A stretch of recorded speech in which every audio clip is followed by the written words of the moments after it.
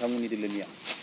रायजोफोरखौ माइ हानानै होनायनि गाहाय उद्देश्य आरो जाहोना जाहैबाय थारमाने दा बे समाव जोंनि इउपिपिएलनि मावथिफ्रा बा जोंनि सापर्टारफ्रा माखासेया गाव गावनि न'आव मावनो गोनां हाबाफारिखौ मावनानै लाजोब्बाय। दा माइ हानाय हाबाफारिया गाव गावनि न'नि हाबाफारिया जोब्बाय हिसाबै जाय बिथांमोनहा माने माइफोरखौ हाख'नानै लानो हायाखै आबादारिफोर बिथांमोननो माइखौ हानानै हेफाजाब होनांगौ होननानै जिहेथु जोंनि दोलो इउपिपिएलनि मानगोनां आफादगिरि प्रमद बर' बिथाङा दाखालि जोंना डेलिगेट्स मिटिङाव बुंदों, खावलायदों जायफ्रा खामानि मावख'नो हायाखै माइ हानायल' नङा, माइ हानायजों लोगोसे गुबुन गुबुन जुदि मावनो गोनां हाबाफोर दङबा दंग' जावनाय, लामा खोनाय बेफोरबो जुदि दङबा मावनानै होनांगौ होननानै बिथाङा बुंदों। आरो नंगौ बे दोलोआ एक्सुवेलि बुंनो थाङोबा रायजोनि दोलो।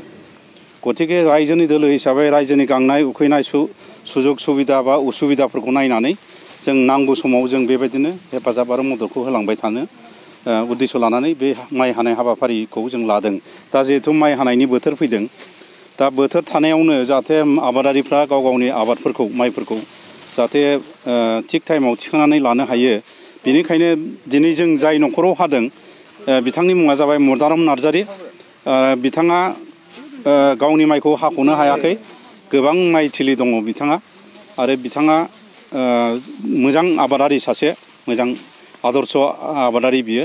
दा नंखायनो जों बिथांनि न'खराव फैनानै जों जोंनि निसिमा ब्लक कमिटिनि सिङाव थानाय जेसेबां लिडारफोर दङ, ब्लकनि प्रेसिडेन्ट, गाहाय नेहाथारिफोर दङ, गुबुन गुबुन बिफाननि बिबानगिरिफोर दङ, आरो जोंनि प्राइमारिनि वार्कारफोर दङ, नेताफोर दङ, बिथांमोनखौ लानानै जोङो दिनै बे पार्बतीपुर होननाय गामियाव दिनै माइ हानायनि हाबाफारिखौ जों आरम्भ खालामदों। बेसेबां बिगा हागोन दिनै? दिनै हानांगौ जों दिनै जेनोखि आसा खालामदों 15 बिगानि खम जानाय नङा। खारन दा जों वार्कारफ्रा जेसेबां दङ दा दिनै हागासिनो दङ।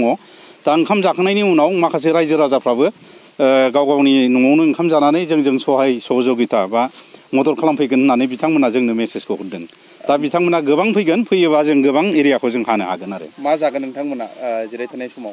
दिनै जोङो दा दहाय एसे आवगायाव न' बिगोमाया जोंनो साहा बिस्कुट लोंहोबाय। बिनि उनाव जोङो दाहाय सम जायोब्ला ओंखामा मोनोब्ला ओंखाम जागोन। बे ओंखाम जानाय समाव अनलाजों बै मुला बेदर बेखौ बिथाङा संदों। आरो बेजों लोगोसे थाबावगोन जोंना माने दुन्दिया, बिथाङा गोबां मैगं थाइगं फोदों हिसाबै दुन्दियाबो दङ। दुन्दियाखौ देनानै बाथोन देनानै जाहोनो नागिरदों। आरो बेजों लोगोसे गुमा गोथाव माखासे मोनजेनबाय। गुमा गोथावा दासिमबो 50थासो मोनजेननाय जाबाय। दा बिनि उनाव आरो दा मोनबावलांनो हागौ, बेखौबो जों बाथोन देनानै जागोन। ओमफ्राय ना, जोंना ब्लक कमिटिया डिस्ट्रिक्टखौ बुंनायखाय जों डिस्ट्रिक्ट कमिटिनिफ्राय ना होनो होननानै जों लायहोबाय। दा ना भाजा, गुमा गोथावजों दुन्दियाजों बाथोन, ओमफ्राय अनलाजों मुला बेदरजों ओंख्रि जागोन आरो। दा मावनाय समाव जों बारा हेभि जानाय नङा दिनै, बेखिनिखौनो जानो सानदों दिनै। माइ हानाय बोथोराव दुब्लियाव माखासे बे समाव फिथाइ सामथाइ मोनो, बे जुमब्रा लायोबा जलफि लायो। दा नोंथांमोनहा बेफोरबायदि सानदों नामा? दङ बेबो, बे एजेन्डायाबो दङ। दाहाय जोङो माने बेलासियाव जागोन बियो। 3थासोआव माने नारें जुमब्रा जानायनि हाबाफारि दङ। माखासे आइजोफ्रा मोजां मोजां फिथाइ गोदै जुमब्राफोरखौ गामियाव थांनानै बुथुमहैगासिनो दङ। बिथांमोना जों दा ओंखाम जाखांनायनि उनाव आरो खामानि मावखांनानै जेला मेंनानै 3थासो समायाव जुमब्रा फिथाइखौ जाहोगोन, जुमब्रानि माबाखौ जाहोगोन होननानै बिथांमोना जोंनो खिन्थानानै होदों। दिनै बेखिनि हाबाफारि आरो।